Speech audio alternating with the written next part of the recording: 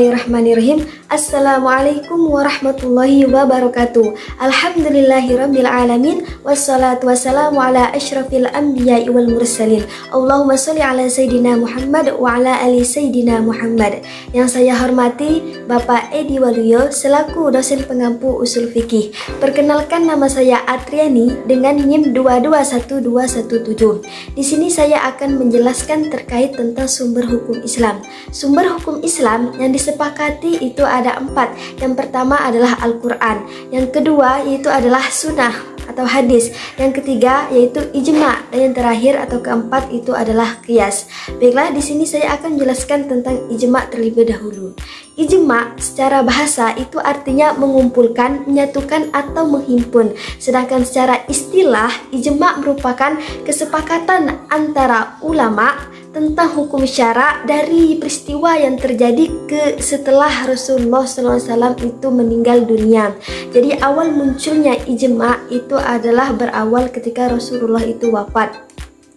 Jadi ketika masa itu setiap ada permasalahan atau kasus, mereka langsung bisa menanyakan kepada Rasulullah. Mereka langsung bisa menanyakan atau menemukan solusi di Rasulullah. Namun ketika beliau wafat, maka tidak ada lagi tempat bertanya atau tempat mengadu. Maka dari itu muncullah ijma atau kesepakatan. Contoh seperti yang saya bilang tadi, ketika Rasulullah wafat itu tidak ada lagi pemimpin atau khalifah pada masa itu.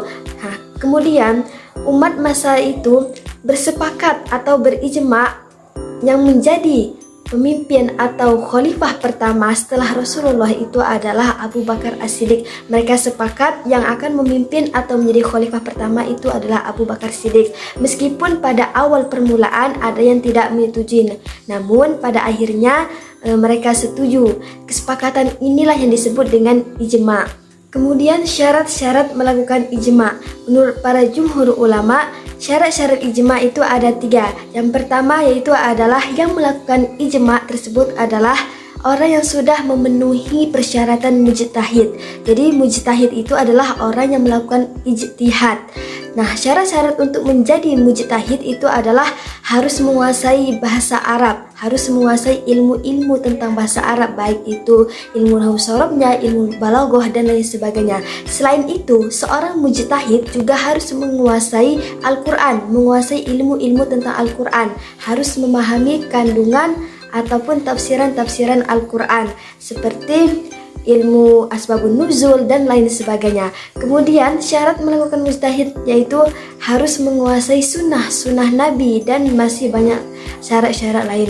Kemudian syarat-syarat ijma yang kedua yaitu adalah kesepakatan itu muncul dari mujtahid yang bersifat adil, maksudnya berpendirian kokoh atau teguh dalam agamanya. Kemudian yang ketiga adalah para mujtahid yang terlibat itu adalah mujtahid yang berusaha untuk menghindari ucapan atau perbuatan bid'ah. Kemudian rukun-rukun ijma. Rukun ijma itu ada 4. Yang pertama yaitu adalah adanya sejumlah mujtahid. Kemudian yang kedua yaitu adalah adanya kesepakatan seluruh ulama atau mujtahid di kalangan masa itu. Kemudian yang ketiga itu adalah kesepakatan mereka yaitu dengan mengemukakan pendapat masing-masing dari ulama, baik itu berbentuk ucapan maupun perbuatan. Kemudian yang keempat itu adalah kesepakatan dari seluruh mujtahid itu terrealisir. Artinya jika banyak yang setuju maka itu bisa dijadikan ijma atau kesepakatan. Namun jikalau ada yang menentang maka itu tidak dijadikan kesepakatan atau ijma tadi. Kemudian yang kedua yaitu adalah Al-Quran. Al-Quran secara bahasa itu berasal dari kata qoro'a yang artinya bacaan. Sedangkan secara istilah Al-Quran merupakan kitab suci yang diturunkan oleh Allah Subhanahu wa Ta'ala kepada Nabi Muhammad SAW melalui perantara Jibril yang diturunkan secara berturut-turut atau mutawatir, yang dengan kita membacanya saja kita mendapatkan pahala yang berlipat. Kemudian Al-Quran juga disebut dengan Alkitab sebagaimana yang Allah firmankan dalam Quran surah Al-Baqarah ayat 2. A'udzu billahi minasyaitonir rajim. Bismillahirrahmanirrahim. Dzalikal kitabu la raiba fihi hudal lil muttaqin.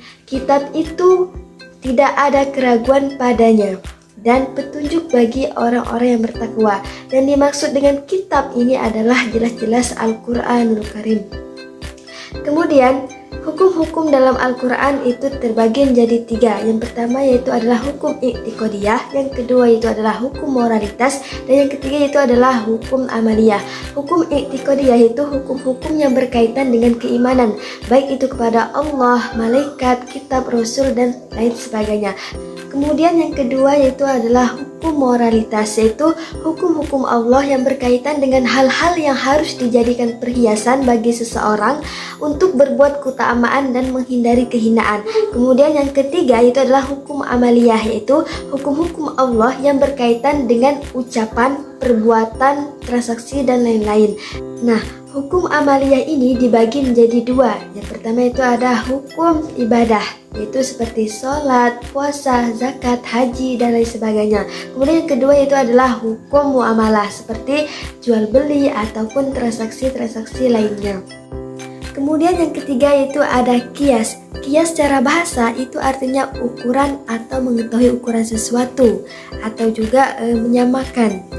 Sedangkan secara istilah, kias itu berarti adalah menetapkan suatu hukum dari suatu kejadian atau peristiwa yang tidak ada dasar nasnya dengan cara membandingkan kepada peristiwa atau kejadian yang ditetapkan hukumnya berdasarkan nas, karena ada persamaan atau ilat di antara kedua kejadian tersebut. Sebagai contoh misalnya, si fulan mengkiaskan baju dengan lengan tangannya dengan tujuan yaitu untuk membandingkan antara keduanya atau mengetahui ukuran lain.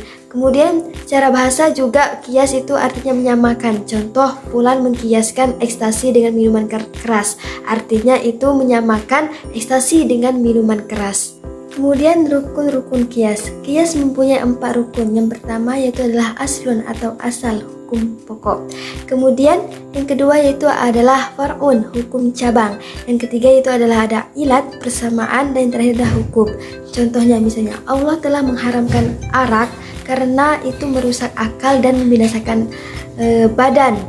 Makanya arak ini dihukumkan haram kayak gitu. Jadi segala yang memabukkan itu hukumnya haram. Nah, dalam hal ini bisa kita jabarkan bahwa segala minuman yang memabukkan itu adalah far'un, hukum cabang. Kemudian asarnya yaitu adalah arak yang menjadi ukuran. Kemudian mabuk merusak akal itu adalah ilat, penghubung atau sebab. Kemudian hukumnya adalah segala yang memabukkan itu haram karena Allah telah mengharamkan khamr. Baiklah, mungkin hanya itu yang bisa saya sampaikan. Saya ucapkan terima kasih kepada Bapak telah memberikan kesempatan kepada saya untuk sedikit menjelaskan terkait tentang sumber hukum Islam. Lebih dan kurangnya saya mohon maaf. Kepada Allah saya mohon ampun. Saya akhiri. Wabillahi taufiq wal hidayah. Wassalamualaikum warahmatullahi wabarakatuh.